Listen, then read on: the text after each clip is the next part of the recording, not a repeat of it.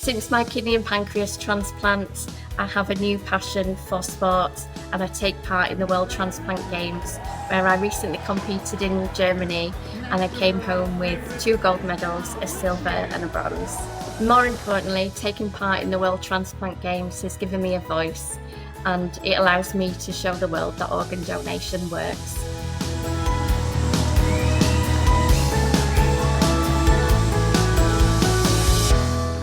So my life before transplant began when I was 12 years old. I was diagnosed with type 1 diabetes and I was never far from the hospital, really. I tried to live life like a normal child, but reality was I was quite different from my peers.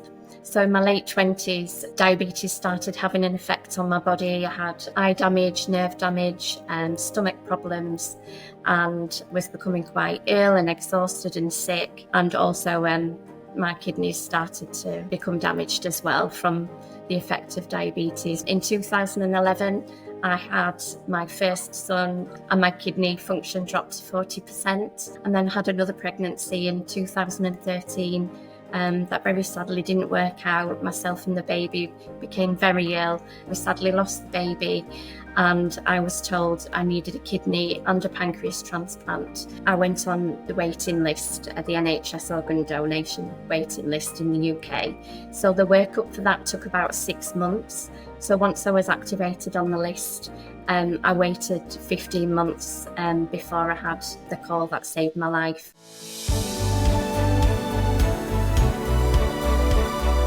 So since I received my kidney and pancreas transplant, my life has been totally changed. I can hold my children and laugh with my family. I can experience everything with so much love and joy and gratitude, and I'm just so thankful for that.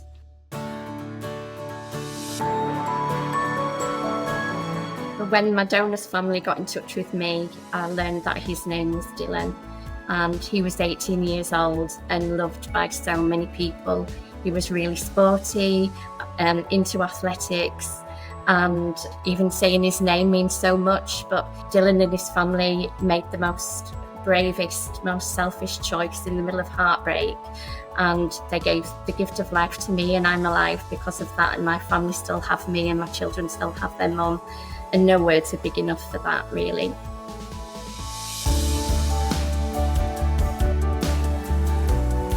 In the year following my transplant, I wanted to do something that would keep me physically and mentally and emotionally well and help my transplant last as long as possible. So I attended my first British Transplant Games in 2017. I went along to find out what it was all about, and I met the most amazing community. It was just a celebration of life, full of people just like me who'd been through the same thing. So in 2018, I actually tried out a few events.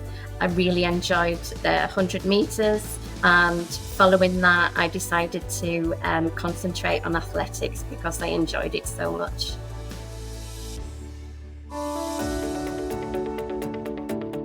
So my journey to getting involved in the World Transplant Games began in 2022. We held the European Transplant Games here in the UK in Oxford. So I went along and competed, and following that I was selected from Team GB to attend the World Transplant Games in Perth, Australia. And I came home with 5 gold medals and a silver. I met so many inspirational people who were all just celebrating life, and I was filled with so much strength and unity and connection. And I just came back feeling so inspired and empowered.